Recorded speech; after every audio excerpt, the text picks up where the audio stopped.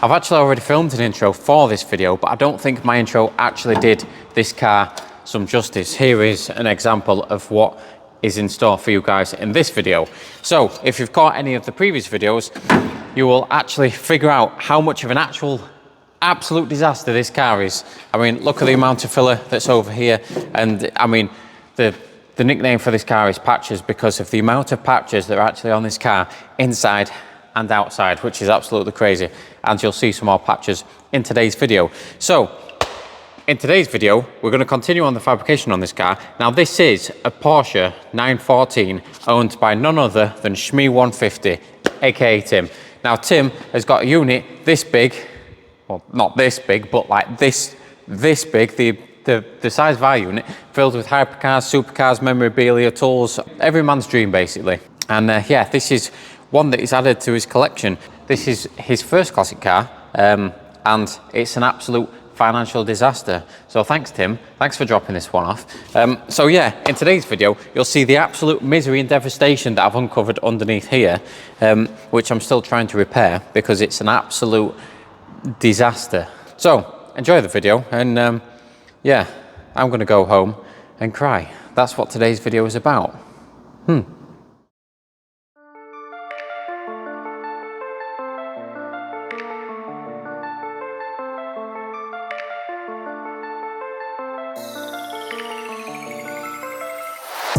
Right, so you may be wondering about all of the signatures that are on this car and people that have written on this car. Now, we actually took this car down to Petrol Hedonism Underground in Wembley, and we just decided it'd be fun to get everyone to sign it. So everyone that passed by signed it. Even Shmee has signed it. The Stiggers signed it. Auto Alex Ratarossa, Adam C, Mark McCann. You know, they've all been on this car. So we've kind of got a bit of a section here which were for the YouTubers, and then everyone else that were passing by could sign, you know, bits of the car. There's even some in the cabin here as well. Yeah. Anyway, we're going to go full ham on this car to try and get as much done as possible today. So my Uncle Richard is going to start on this side. I'm going to jump on that side. We've actually exposed the original on this side already. We did that a couple of episodes ago, but that side is still covered in seam sealer, so we need to actually investigate that side and see what the crack is there, and then start cutting and replacing some steel.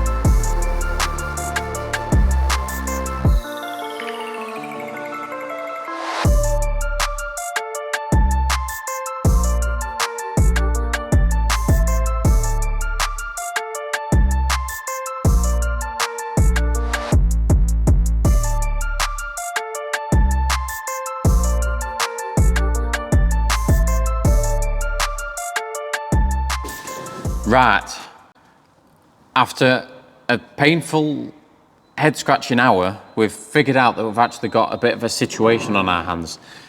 Now, inside here is not good. And when I say not good, I mean Bodge repair not good. I mean, this side is even worse than this side. Investigating on this inner sill on the outside, you can actually see big repairs that have just been slapped on there, welded round and covered in seam sealer and under seal, unfortunately, which begs the question, how long will it last? Which is a very unfortunate question to us because it means that it needs cutting out. This is a very good example of the Bodge repair that I was talking about, and a couple of episodes ago I actually cut all the Bodge repairs out of that side, but you can see that that panel is just lapped on and it's just been left like that to rust. You can also see here, that's bare metal that they've not treated and it started to rust already. Pains me to say, but we might have to cut this entire sill off from here downwards on each side just to get access to that and replace it all, because on that side it's pitted that we can see very badly, and this side is the same situation where it's pitted and it's bad repairs.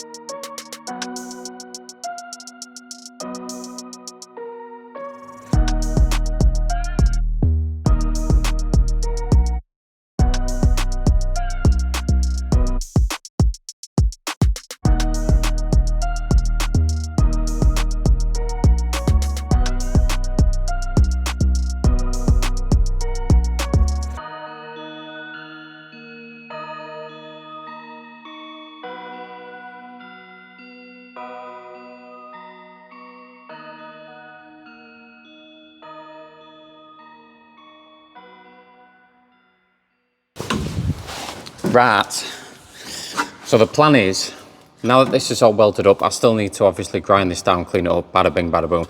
I need to get this section back on. Now this is part of this sort of chassis rail section here, this strengthener that's inside the car. Now I want to get this back on and get this section welded to this section here, which will really strengthen all this up. And then I can move on to this outer section, or this inner outer section situation that's going on down here. Then I can clean all that up. But first I need to refabricate a couple of pieces on here, get this cleaned up, then I can get this welded in. And yeah, this is a disaster.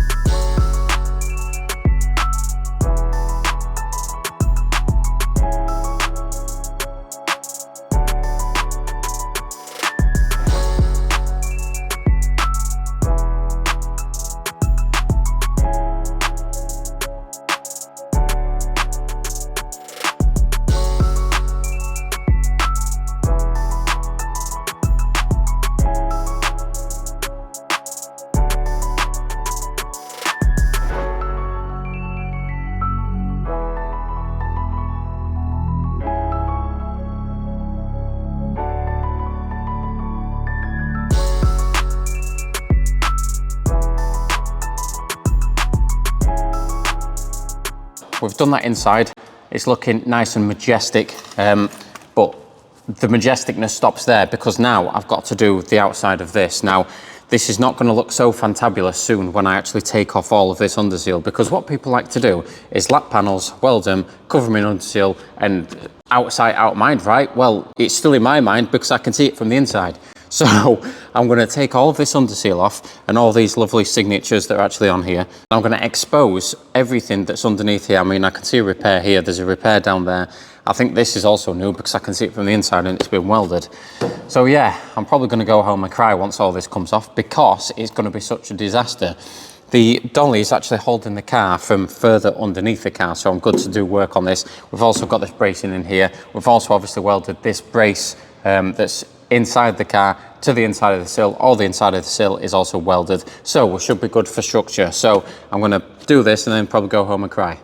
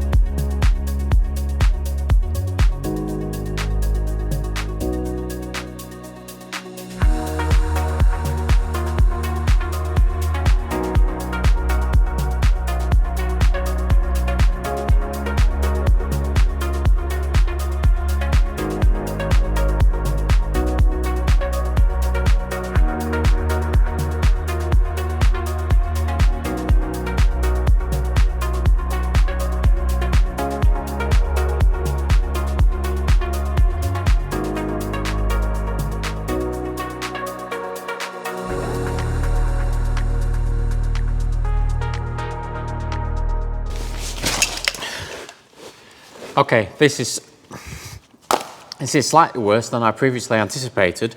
I mean, look at the rust holes. There's rust holes all over, there's pinholes everywhere. That means that it's badly pitted on the inside and it's actually gone through. So there's only a matter of time before this comes through that old underseal. Now, this is the definition of why this is called project patches, because look at the patches. There's a patch here, there's a patch back here, and believe it or not, there's a patch that's on top of a patch that's over there. So I don't know what the methodology behind that is, but that literally defines why this is called project patches. Now, this is also been welded on, this jacking point, and for some reason there's half moon shape on the top. Yeah, I've not even got to the bottom yet, so that's going to be fun. I've definitely got reasons to go home and cry, but for now, I'm going to, ow. For now, I'm going to, yeah, I think I'm going to continue cleaning the underside of this up on the bottom side, and then I'm probably just going to cut this whole situation out because it's an absolute mess. I mean, you can see these here, these are actually strengtheners for this inner sill, and this strengthener that's up here disappears because they've just bashed it in and welded it to the bad patch that they've decided to put in there. Fantabulous. So I'm going to clean all this up, and yeah.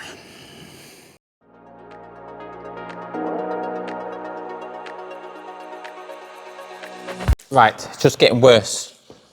It's getting worse and worse. The more underseal I decide to spread all over the floor from the car, the worse it gets. It's not looking much better underneath.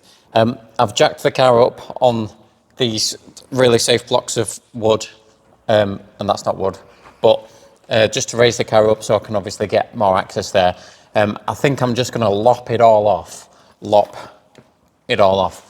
from here to somewhere, back here. So I'll keep the structural integrity of the points where I've obviously jacked it up slightly more.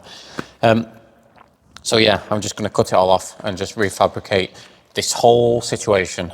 But don't forget, sometimes you've got to make 2 steps backwards to go 1 step forwards. 2 steps.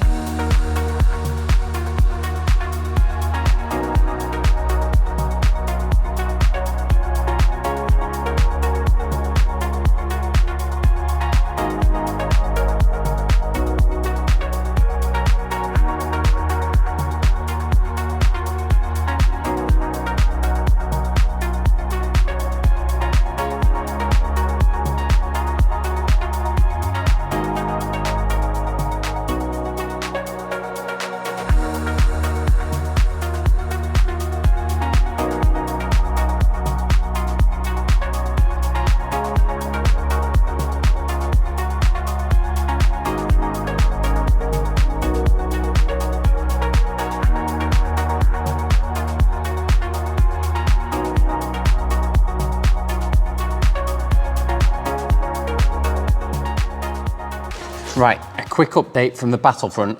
It's not looking good. I mean, you can see the amount of rust that's on this panel. Now, it's badly pitted, and you can see the holes dotted around down here. Let me just give you an example. You see these holes right here? All these holes. That's because it's badly pitted on this inside. Now, unfortunately, there's nothing you can do about that because you can't really weld to it because you'll just blow holes and it's all gone. There's no structure left in this just about. Now, I especially like the nice panels that someone's actually put on the inside of here and not actually welded it properly. Now, this is an unprotected panel, so there's no primer on this, and this is stuck inside the sill and it's lapped on to the original, and it's just an absolute rust trap, and that would not last at all. I mean, actually, there's a panel there. There's the original panel, and then there's one that's stuck on the bottom as well. So there's actually 3 panels in that whole situation there, which is an absolute rust trap. So we're going to bin that, and we're going to take this heater control out. It's not a heater control. It's what is it? It's a heater. It's a heater, what is this called? Channel, that's the one. I'm going to majestically take this heater channel out that's definitely in very good condition, and I'm going to investigate further on what I need to do. I mean, this panel you can see here is the one that we've welded from the inside, and you can see the plug welds that I've done on that inside chassis rail. And yeah, what I'm going to do is try and somehow rebuild all of this. Now, there's actually 2 sections that I've just thrown away over there that I could have done with showing you. But there's one that comes from the floor pan, it comes across and it comes down, and then you've got this outside that comes down, comes across and then down, and it makes like a little pinch weld on the bottom just like this, and that's where people like to jack the car up and squash it. So that's a lot of structure to the car, so obviously I need to remake that. So this is going to be in 2 panels, but obviously I've also got to take into consideration these strengtheners, which I'll have to make on the bead roller. So with all that being said, we've got good penetration here from the welds that we've done on the inside, which is a bonus. And yeah, I need to somehow start rebuilding this. Yeah, 2 steps backwards and 1 step forward.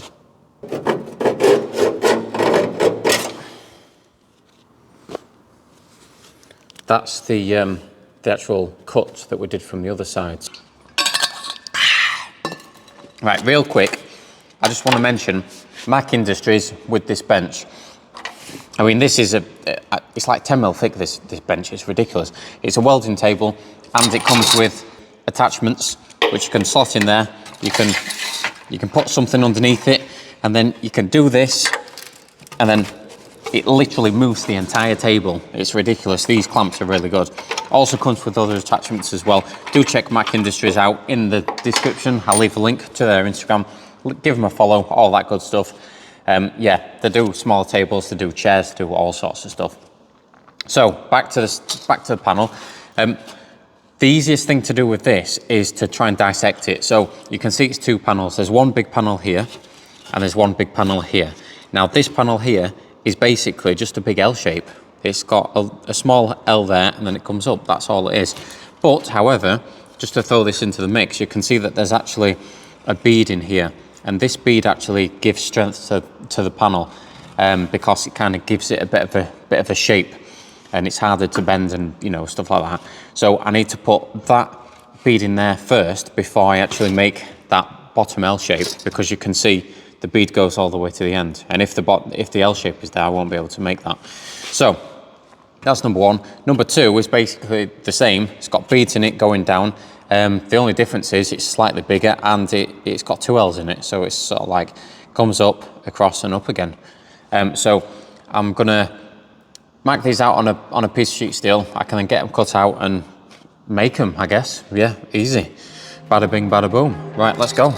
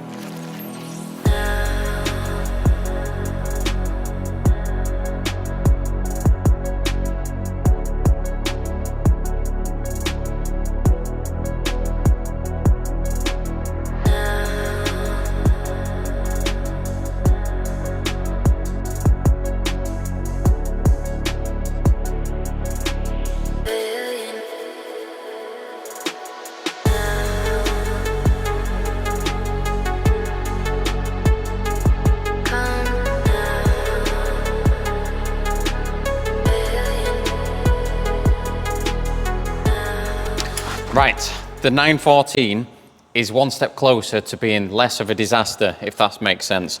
So we've got this major part of the sill done, but we've only done this sort of center section, and then we'll do the sides, and then we'll do the other side to maintain strength. Bada bing, bada boom. So that's going to be it for this episode.